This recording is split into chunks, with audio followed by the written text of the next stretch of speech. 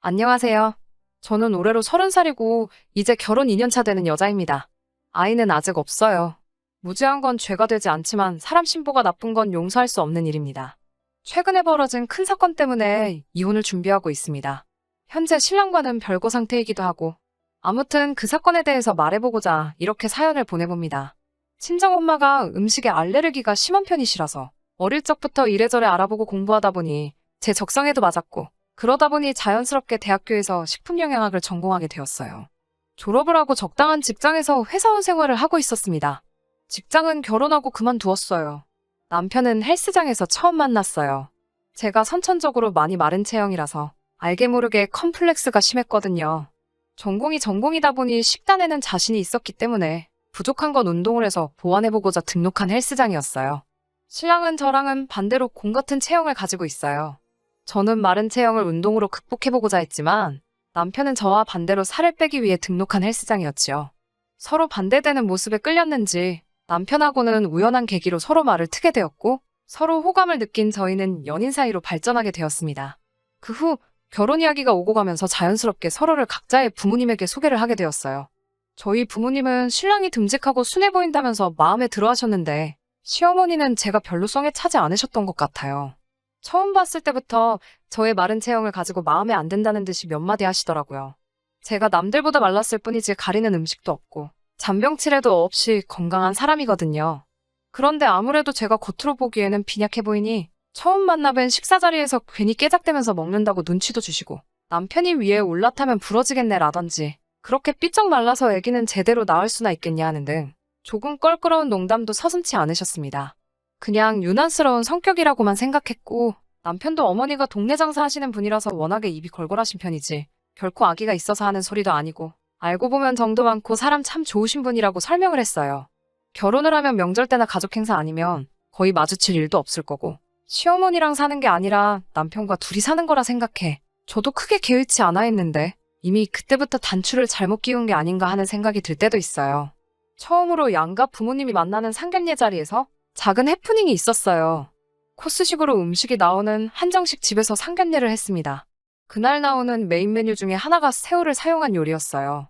친정엄마가 갑각류 알레르기도 가지고 계셔서 음식을 주문할 때 주문받으시는 분에게 특별히 요청을 했어요. 어머니가 알레르기가 심하신 편이니 저희 어머니 음식을 준비해 주실 때 꼭 새우 껍질을 확실히 제거해서 조리해 주시거나 그게 여의치 않은 상황이면 새우 요리 말고 다른 걸로 준비해 달라고 부탁드렸죠. 그 모습을 보더니 시어머니는 새우 껍질에 좋은 성분이 얼마나 많은데 그걸 안 드시냐며 마치 저희 어머니가 편식을 하시는 걸로 받아들이시더라고요. 그러면서 제가 삐쩍거린 이유를 알겠다고 그 이유가 편식하는 친정엄마에게 있었다는 듯이 이야기를 하셨어요. 폐역군인이신 아버지가 그 말을 듣고 심기가 불편하셨는지 그 자리에서 헛기침을 하셨습니다. 워낙 무뚝뚝하신 분이라서 표현을 잘 안 하기는 하시는데 기분이 상하셨다는 건 안 봐도 알 수 있었어요. 아니나 다를까? 상견례가 끝나고 집에 돌아가는 차 안에서 친정아버지가 시어머니의 그런 태도가 많이 불편했다는 듯이 이야기를 하셨어요. 엄마는 우리나라 사람들이 알레르기 같은 거 대수롭게 생각하고 잘 모르지 않냐고 하시면서 이런 식으로 오해를 받은 게 처음도 아닌데 오늘따라 뭐 그렇게 성하냐고 아버지를 달래주셨어요. 저도 마찬가지로 아버지에게 해명 아닌 해명을 했어야 했어요. 반찬 가게를 크게 하시는 분인데 장사하느라 대량 조리를 하시는 분이시라서 가끔씩 그런 세세한 요청이 들어오면 자연스레 까탈스럽다고 느낄 수 있지 않겠냐고 말씀드렸어요. 시어머니가 그러시는 건 직업병 때문인 거고 저도 상견례가 있기 전부터도 자주 배웠고 절대 아기가 있어서 그러시는 분이 아니고 정 많고 좋은 분이라 설명을 드렸어요. 결국 아버지는 내켜하지 않으셨지만 알겠다고 이해를 하셨고 그 이후에도 몇 번 양가 부모님끼리 만나는 자리도 있었는데 다행히도 그때처럼 별다른 사건은 일어나지 않았습니다. 그렇게 결국 저와 남편은 결혼을 하게 되었습니다. 형편도 되지 않았고 해서 신혼살림은 의정부 쪽에 잡게 되었어요. 시가에서는 조금 무리를 해서라도 서울에 있는 시가 근처로 집을 구하는 게 어떻겠냐고 제안해왔지만 그것만큼은 다른 이유를 대서 거절했어요. 친정은 아버지가 군복무를 하셨던 양주 쪽이라서 거리가 있는 편이고 시댁 근처에 신혼집 잡아서 좋은 일 있었다는 사람도 본 적이 없어서 아쉬워하는 남편에게는 미안했지만 신혼집은 그냥 의정부 쪽에서 시작하고 형편이 나아지면 이사를 가자는 식으로 설득했습니다. 시아버지 생신날을 제외하고는 시댁에 불려가거나 하는 일도 없었어요. 그렇게 알콩달콩 꿈만 같던 신혼생활을 시작했어요. 혹시나 하는 마음에 남편을 병원에 데리고 가서 알레르기 항원 검사를 했는데 남편은 평생을 모르고 살았는데 견과류에 알레르기 반응이 있더라고요. 증상도 거의 없다시피 미미한 편이기도 했지만 알레르기라는 게 모르는 사이에 악화가 될 수도 있는 부분이라서 조심스럽게 되더라고요. 어느 날이었는데 결혼하고 처음으로 시어머니께 시가로 와보라는 전화를 받게 되었어요. 그날 처음으로 시어머니께 잔소리를 들었습니다. 남편의 회사가 시가에서 15분 거리로 굉장히 가까운 편이에요. 언제인지는 모르겠는데 남편이 저에게는 비밀로 하고 시가에 들려서 저녁 식사를 하고 갔었나 봐요. 그날 남편이 무슨 말을 했는지는 모르겠지만 그날 이야기를 가지고 시어머니는 제게 잔소리를 시작하셨습니다. 오랜만에 보니 애가 아주 반쪽이 되었다면서 신혼집을 근처로 잡았으면 애가 출퇴근하는데 고생이 덜했겠지 않았겠느냐고 제 고집 때문에 아들이 고생하고 있지 않느냐는 말로 시작을 하셨어요. 그러면서 제가 남편 밥도 똑바로 안 해준다는 듯이 말씀하시더라고요. 신혼집 위치에 대해서는 할 대답이 없었지만 식사에 관해서는 그렇지 않다고 아침밥도 꼬박꼬박 챙겨주고 있고 식단을 짜서 도시락까지 싸주고 저녁도 시간 맞춰서 꼭 먹이고 있다고 답변드렸습니다. 시어머니는 밥을 몇 끼를 먹는 게 중요한 게 아니라고 하시면서 신랑이 제 음식이 입에 안 맞아서 죽겠다고 불만이 많다고 했다고 하더라고요. 제가 유난을 떠는 걸 수도 있지만 전업주부 일을 하면서 제 전공 지식을 살려 하루하루 필요한 필수 영양소까지 다 계산해가며 식단까지 짜서 해주고 있었거든요.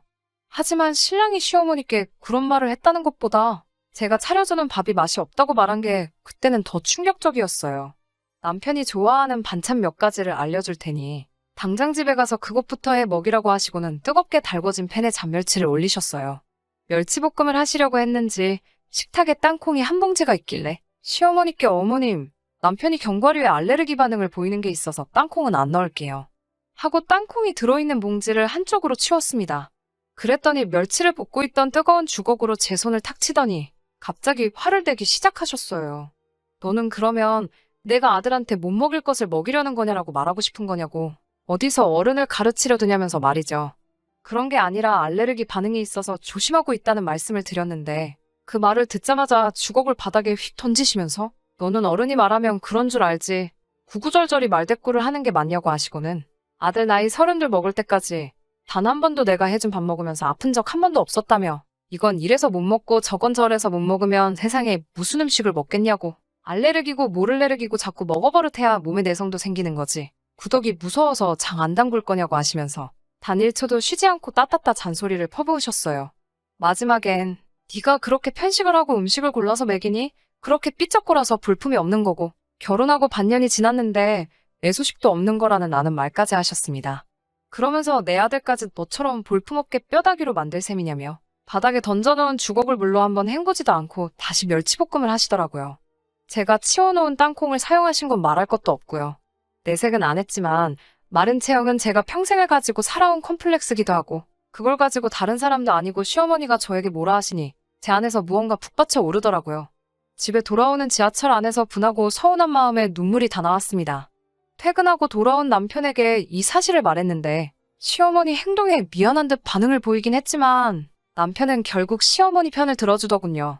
제가 해주는 밥이 엄마가 해주는 거에 비해 간도 심심하고 맛이 없기는 하다고요. 그때 제 안에 스위치가 꺼진 듯 남편에게 그렇게 엄마가 해주는 밥이 좋으면 나랑 결혼은 왜 했냐고 따지면서 엄마 밥 먹고 싶으면 엄마랑 가서 살라고 그날 서운했던 마음을 남편에게 전부 풀었습니다. 제가 다 화를 내고 나니 남편도 머쓱해졌는지 진심으로 사과하더라고요. 시어머니께는 자기가 2번 다시 그런 말 하지 못하게 잘 이야기하겠다고 말을 하길래 그러지는 말라고 대답했어요. 시어머니 성격에 그새 제가 일러 바쳐서 일을 키웠다는 식으로 나올 것 같아서요.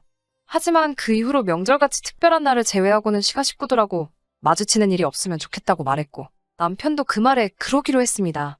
그렇게 한동안은 시가와는 부딪히지 않고 살아왔어요. 남편도 저 몰래 시가에 가서 식사를 한다거나 하는 일도 없었고요. 괜히 제가 남편 효도도 못하게 하는 것 같아 마음 한구석은 불편하기는 했지만 그렇게 하는 편이 저를 위해서 더 좋겠다는 게 제 생각이었습니다. 실제로 그렇게 한 이후로 남편과는 아무런 사건 없이 더 서로를 아껴주게 되었으니까요. 하지만 진짜 큰 사건은 따로 있었어요. 지금으로부터 4개월 전으로 돌아갑니다. 남편에게 나이가 6살 차이가 나는 여동생이 한 명 있었는데 결혼식 날짜가 잡히게 되었어요. 남편 될 사람은 미국에서 잘 나가는 변호사라고 들었고 한 달 후 결혼식을 올리고 미국으로 떠나기로 되어 있었습니다. 그래서 마지막으로 가족들이 다 같이 모여서 축하해주고 송별식도 해주고 싶다고 시가에서 가족 행사가 열리게 된 것이죠. 시어머니께서 저희 부모님도 꼭 모시고 오셨으면 좋겠다 하시더라고요. 사돈어른들 못 본 지도 한참 되었으니 시모가 솜씨발휘해서 대접 한번 해드리고 싶다고요. 내키지는 않았지만 그렇다고 그 말을 듣고 모셔가지 않을 수가 없었어요. 외식을 했었으면 좋았겠지만 시국이 시국인지라 인원 제한 때문에 대가족이 모여 식사할 수 있는 곳도 없었기 때문에 결국 예정된 대로 시가에 모여서 식사를 하게 되었습니다. 사실 인원 제한 때문에 거기서도 그렇게 모여서는 안 되었지만 가족 중에 한 명이 미국으로 건너가는 상황이었으니 어떻게든 되겠다는 생각으로 모이게 되었습니다. 친정엄마가 음식 알레르기가 심하시니 미리 저는 조심해야 할 재료를 종이에 적어서 시어머니께 보내드렸어요. 또 그게 무슨 유난이냐며 잔소리를 하실까 걱정을 했는데 의외로 덤덤하게 알겠다고 하시고 걱정하지 말라고 하시더라고요. 행사 당일 저는 다른 가족들보다 조금 먼저 도착해서 시어머니를 도우면서 상을 같이 차리고 있었습니다. 그런데 보니까 준비하신 해물전골에 꽃게도 몇 마리씩 들어가 있고 새우도 껍질째 그대로 준비되어 있었어요. 엄마는 드실 수가 없으니 조금 곤란한 모습을 보였는데 시어머니가 네 엄마 건 따로 만들었다고 하면서 된장찌개 뚝배기 하나를 보여주시더군요. 이것저것 잔뜩 들어간 해물전골에 비하면 두부 건더기밖에 없어 볼품없었지만 그래도 육고기를 사용한 다른 요리도 많았기 때문에 크게 문제될 것이 없다고 생각했습니다. 신우를 위한 행사가 시작되었고 행복하게 잘 살라고 이런저런 좋은 이야기를 나누고 식사가 시작되었습니다. 반찬 가게를 하시기 때문에 시어머니 솜씨가 좋은 편이라서 자리에 있던 사람들 모두 다 음식이 맛있다고 칭찬 일색이었고 전반적으로 분위기가 아주 좋았어요. 저는 손님들 국도 주느랴 밥도 주느랴 정신없이 일하고 있어서 무슨 일이 일어난지도 몰랐는데 식사를 하고 계시던 친정엄마가 앉은 자세로 그대로 바닥에 혼절을 하셨어요. 당연히 큰 소란이 났고 저도 당황해서 들고 있던 것도 다 집어던지고 엄마한테 향했는데 엄마의 입술이 퉁퉁 부어있는 상태였고 호흡이 곤란하셨는지 숨도 가빠 보였고 그래서 의식이 없는 상태였어요. 누가 봐도 알레르기 반응 때문에 그런 거였습니다. 조심해서 드셨을 텐데 뭐를 드시고 그런 건지 몰라 당황스러웠어요. 항상 상비약으로 약을 가지고 다니시는데 마침 그날따라 약도 안 가지고 오셨나 봐요. 엉엉 울면서 구급차를 불러 응급실로 향했습니다. 엄마는 알레르기 반응 때문에 정신이 없을 텐데도 구급차 안에서 살짝 의식이 돌아오셨는지 저를 걱정하시면서 엄마가 바보같이 약을 안 가져와서 그랬다고 사돈 내 행사인데 미안해서 어쩌냐며 그 걱정을 하고 계시더라고요. 응급실에서 주사를 맞고 어느 정도 증상이 가라앉아 쉬고 계신 엄마를 보니 그제서야 제정신이 들더라고요. 문득 전화기를 보니 남편한테서 전화가 수십 통이 와 있었어요. 엄마의 상태를 물으려 전화를 했는가 싶어 이제 조금 괜찮아지셨다고 말하려 전화를 했는데 남편은 위급한 목소리로 빨리 와서 장인어른 좀 말려달라고 거의 울 듯한 목소리로 다급하게 말을 해왔습니다. 옆에서 통화 내용을 들은 엄마도 도무지 무슨 상황인지 짐작이 안 가시니 엄마는 괜찮으니 어서 가보라고 하시더라고요. 온갖 생각이 교차해서 가는 동안에도 무슨 일이 벌어지고 있나 정신이 다 없었어요. 택시를 타고 겨우 도착한 시댁은 아주 난장판이 되어 있었습니다. 경찰까지 출동한 상태였고 남편과 다른 친척들 3명이 달라붙어 친정아버지를 뜯어말리고 있었어요. 결혼을 앞둔 신우는 그 앞에서 얼굴을 감싸 안은 채 엉엉 울고 있었습니다. 머리는 완전히 헝클어진 상태로요. 저는 당장 아버지한테 달려가 이게 뭐하는 짓이냐고 소리를 질렀어요. 아버지도 저를 보고 제정신이 들었는지 그때부터 감정을 추스르기 시작하셨고 조용히 저와 함께 경찰서로 향했습니다. 아버지 손에는 신우의 것으로 보이는 머리카락이 몇 가닥 잡혀 있었어요. 그리고 진술서를 작성하는 과정에서 충격적인 상황의 전말을 듣게 되었습니다.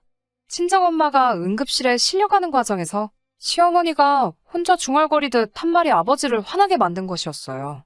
시어머니는 실려가는 엄마를 보고 애미가 저렇게 약골이니 딸년도 그 모양이지 라고 말하며 혀를 쯧하고 찼다고 하셨습니다. 그 말을 우연찮게 아버지가 들으셨는가 봐요. 원체도 욱성질을 가지고 계시고 시어머니의 아나무인적인 태도에 진노하신 아버지는 그 자리에서 밥상을 뒤집어 엎어버리고는 근처에 있던 신우의 머리채를 잡아버린 거죠.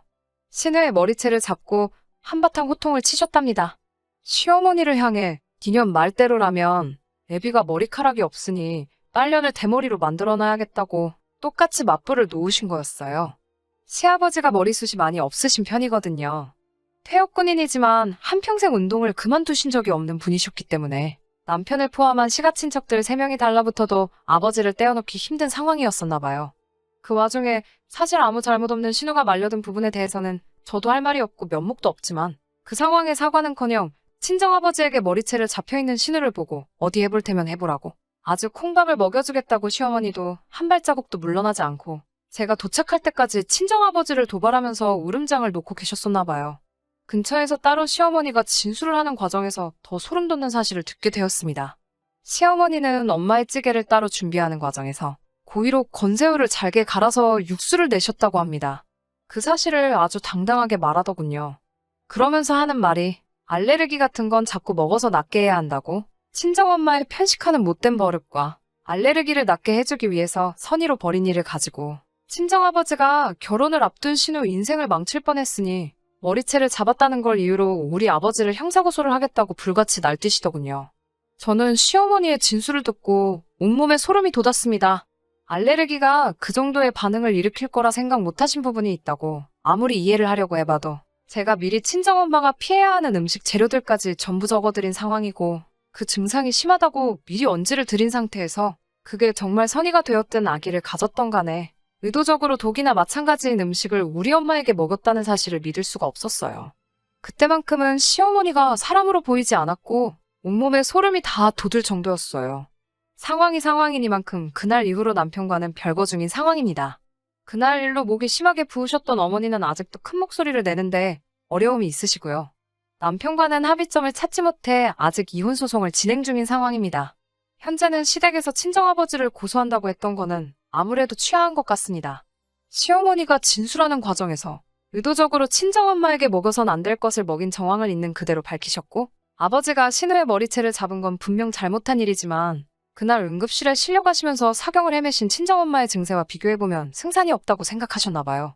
정말 자칫하다가는 죽을 뻔하셨거든요. 아무래도 그게 재판 과정에서 본인들에게 불리하게 적용될 것이라는 생각을 하신 것 같습니다.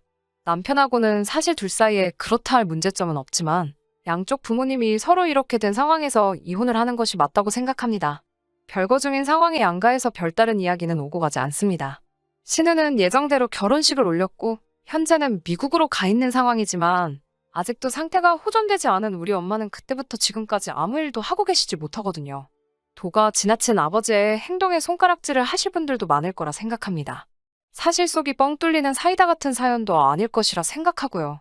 하지만 아직도 최악의 경우 그날 잘못되셨을 친정엄마를 생각하면 천벌을 받아 마땅한 시가 식구들이 그 정도로 끝난 게 오히려 다행이지 않겠냐는 생각도 하고는 해요. 그 자리에 아버지가 아닌 제가 있었다면 더한 일도 하지 않았을까 하는 생각도 들 때가 있습니다. 제가 좀 더 사람 고르는데 신중했다면 이런 일도 없었을 것 같아. 아직도 힘들어하는 엄마를 보면 죄송한 마음밖에 들지 않습니다.